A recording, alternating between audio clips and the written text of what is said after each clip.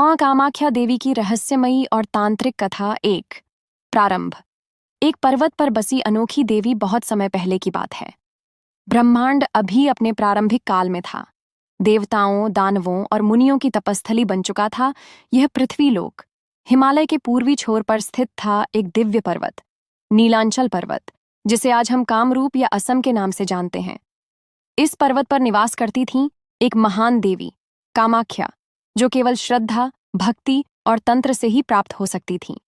देवी कामाख्या को काम की अधिष्ठात्री देवी कहा गया है। काम यानी इच्छा, वह इच्छा जो सृजन का कारण बनती है। वही इच्छा जब साधक की चेतना में पवित्र होकर समर्पित होती है, तब वह मोक्ष का मार्ग बन जाती है। कामाख्या देवी शक्ति की वह आदिशक्ति है जो सृष्टि को चलायमान रखती है। 2. सती का त्याग और शक्ति का विखंडन। देवी कामाख्या की कथा का आधार है शिव और सती की कथा। सती राजा दक्ष की पुत्री और भगवान शिव की पत्नी थीं। जब राजा दक्ष ने एक यज्ञ में शिव का अपमान किया तो सती उस अपमान को सह न सकीं और स्वयं को यज्ञ अग्नि में समर्पित कर दिया। शिव शोक विह्वल हो उठे। उन्होंने सती के मृत शरीर को अपने कंधे पर उठाया और तीनों लोकों में घूमने लगे। तब विष्णु ने सुदर्शन चक्र से सती के शरीर को खंडित कर दिया। जहां जहां सती के अंग गिरे, वहां वहां शक्तिपीठों की स्थापना हुई। कामरूप में सती का योनि भाग गिरा और वहां प्रकट हुई कामाख्या देवी। यह स्थान तांत्रिक साधना का परम केंद्र बन गया। यहां स्त्रैण शक्ति की सबसे रहस्यमयी और सृजनशील रूप की पूजा होती है। यही कारण है कि यह शक्तिपीठ अन्य सभी से विशेष है। 3. नीलांचल की साधनाएं और तंत्र का आरंभ। कालांतर में यह क्षेत्र अनेक तांत्रिकों की तपोभूमि बना। तंत्र साधना में विश्वास रखने वाले साधक यहां आकर देवी से साक्षात्कार करते। यहां साधना करने वाले सिद्ध महायोगी कहलाते थे। उनका मानना था कि देवी कामाख्या केवल वही प्राप्त कर सकता है जो काम और वासना को साध ले, न कि उनसे भागे। यहां तांत्रिक साधना के 4 मुख्य पंथ चलन में आए: कौल मार्ग, वामाचार, दक्षिणाचार, समयाचार। कामाख्या मंदिर में देवी की कोई मूर्ति नहीं है। वहां केवल एक स्वयंभू योनिशिला है जिसे रजस्वला अवस्था में पूजा जाता है। वर्ष में एक बार जब देवी रजस्वला होती हैं, तब मंदिर के गर्भगृह को बंद कर दिया जाता है। इसे अंबुबाची मेला कहा जाता है। 4. नरबलि और चमत्कारी अनुष्ठान। पुरातन काल में यहाँ नरबलि की भी परंपरा थी। ये बलि साधारण पूजा के लिए नहीं, बल्कि उन साधकों के लिए दी जाती थी जो सिद्धियां प्राप्त करना चाहते थे। किंवदंतियां कहती हैं कि कई असुर, दानव और तांत्रिकों ने यहाँ साधना करके अमोघ शक्तियां प्राप्त कीं। परंतु देवी की महिमा ये है कि वह केवल शक्ति नहीं, करुणा की भी मूर्तिमान स्वरूप है। एक कथा कहती है कि एक साधक ने अमृता पाने के लिए एक बालक की बलि देने का संकल्प लिया। जैसे ही उसने खड्ग उठाया, देवी स्वयं प्रकट हुई और कहा, जो मेरे नाम पर किसी जीव की हत्या करेगा वह कभी सिद्ध नहीं हो सकता। साधना वह है जो भीतर की हिंसा को नष्ट करे, न कि बाहर के जीवन को। तब से नरबल्ली की प्रथा धीरे धीरे समाप्त होती गई। 5. कामरूप की रानी और देवी का चमत्कार। एक बार कामरूप राज्य की रानी रत्नप्रभा निःसंतान थीं। अनेक पूजा पाठ, व्रत और तीर्थ करने के बाद भी उन्हें संतान सुख न मिला। एक वृद्धा ने उन्हें सलाह दी, नीलांचल पर्वत पर स्थित कामाख्या देवी के मंदिर में 3 रात्रि का उपवास करो और देवी की कामकला काली रूप में आराधना करो। रानी रत्नप्रभा ने ऐसा ही किया। तीसरी रात्रि को उन्होंने एक स्वप्न देखा। एक प्रकाशमान स्त्री जिसके नेत्रों में ब्रह्मांड की ज्योति थी, बोली, रत्नप्रभे, तेरी कोख अब खाली नहीं। तेरी भक्ति ने सृजन को आमंत्रित किया है। तू मां बनेगी। कुछ ही महीनों में रानी गर्भवती हुई और एक तेजस्वी पुत्र को जन्म दिया, जो बाद में एक न्यायप्रिय राजा बना। तब से कामाख्या देवी को संतान देने वाली माता के रूप में भी पूजा जाने लगा। 6. कलयुग में भक्त और देवी की परीक्षा। कलयुग के प्रारंभ में एक तांत्रिक साधक भीमदत्त कामाख्या की सिद्धि प्राप्त करने आया। वह अहंकारी था और सोचता था कि केवल मंत्रों और विधियों से देवी को वश में किया जा सकता है। उसने अंबुबाची के समय 21 दिन की कठिन साधना आरंभ की और अंत में चक्र में देवी को बांधने का प्रयास किया। तभी देवी का रुद्र रूप प्रकट हुआ। नीलांचल पर्वत कांपने लगा। अग्नि ज्वालाएं फूटने लगीं और एक गर्जन हुआ। क्या तू समझता है कि तू मुझे वश में कर सकता है? मैं वही हूं जो शिवा की पुकार। एक रहस्यमयी कथा कामाख्या देवी की वन प्रारंभ गुवाहाटी के पुराने घाट पर बरसों पहले की बात है। ब्रह्मपुत्र की एक पुरानी धारा के किनारे स्थित था एक छोटा गांव, शिवपुर। वहां की माटी में ऐसी गंध थी जो केवल साधकों को आकर्षित करती थी। लोग कहते थे कि उस भूमि पर कोई अनदेखी शक्ति निवास करती है, परंतु आधुनिकता के बढ़ते कदमों में वह कथा गुम हो गई थी। गांव में एक बालिका शिवा का जन्म हुआ, एक शांत और गंभीर बालिका जिसकी आंखों में ऐसी गहराई थी जैसे वह इस पृथ्वी से परे किसी लोक की बातें जानती हो। उसके जन्म के समय आकाश में बादल गड़गड़ाए थे और पास की कामाख्या पहाड़ी से लहरों की तरह ध्वनि आई थी, मानो किसी शक्ति ने जन्म लिया हो। 2. शिवा और उसका रहस्य। शिवा कोई सामान्य बालिका नहीं थी। वह 8 वर्ष की थी जब उसने पहली बार ध्यान लगाना शुरू किया। माँ बाप किसान थे, अनपढ़, लेकिन पुत्री की नजरों में कुछ ऐसा था कि उन्होंने उसे कभी रोका नहीं। वह अक्सर कहती, मैं जानती हूं, वहां ऊपर कोई है जो मुझे बुलाता है, एक माँ जो रात्रि के अंधेरे में मुझे निहारती है। एक दिन वह जंगल के भीतर गई और वहां एक पुराना टूटा हुआ मंदिर मिला, घने वनों के बीच छिपा हुआ। वहां एक शिला थी, त्रिकोणीय आकृति की, लाल रंग से पुती हुई। जैसे ही शिवा ने उस शिला को छुआ, उसके शरीर में एक झटका सा लगा। एक आंतरिक आवाज गूंजी, शिवा, तू मेरी अंश है। उस दिन के बाद वह बदली बदली सी हो गई। 3. पूर्व जन्म का रहस्य। शिवा को स्वप्न आने लगे। हर रात वह खुद को किसी भव्य महल में देखती थी, जहां साधक, तांत्रिक और देवता एक देवी के चरणों में बैठे होते। वह देवी कोई और नहीं, कामाख्या थी। धीरे धीरे शिवा को अपने पूर्व जन्म की स्मृति आने लगी।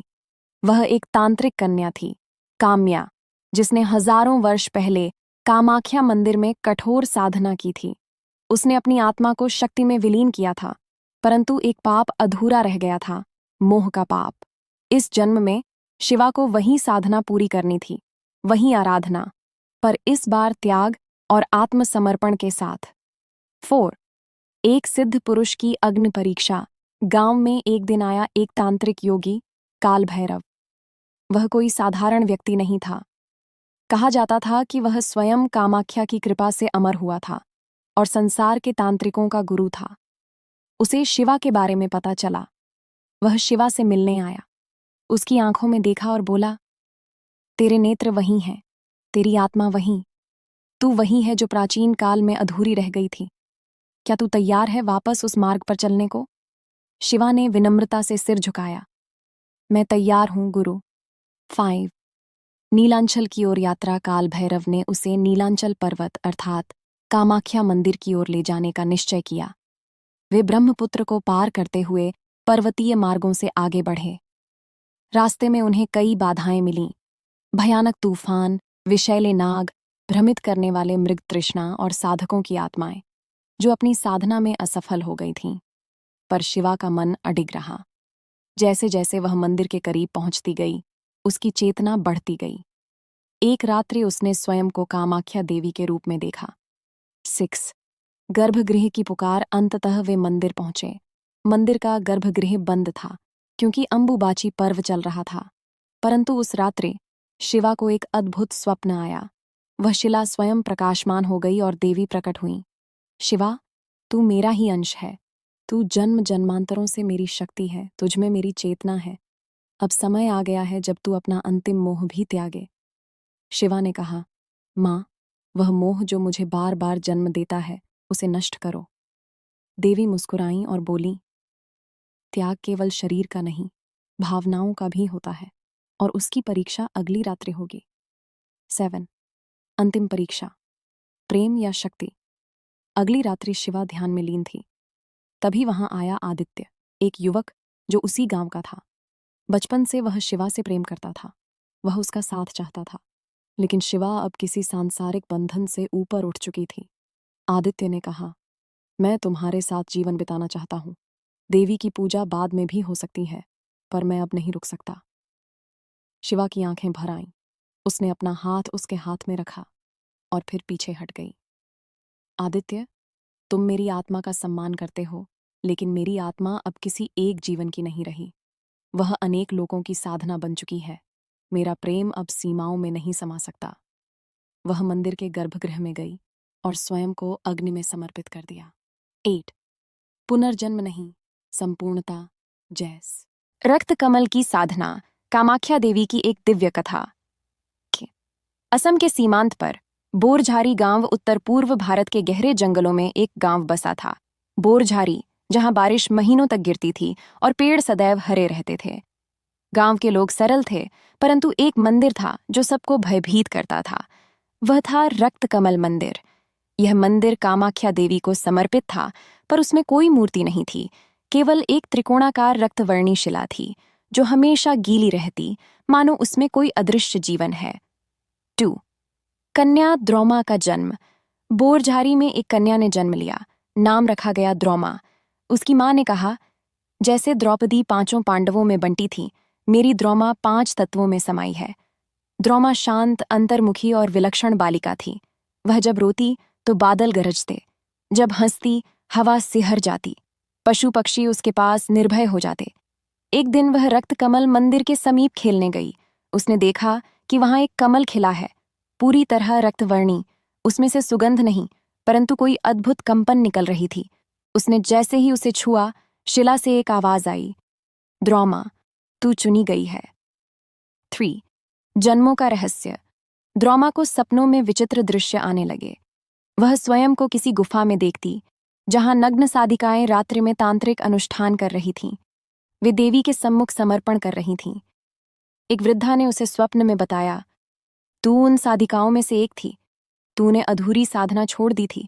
अब कामाख्या देवी ने तुझे पुनः बुलाया है। द्रौमा भयभीत हो उठी।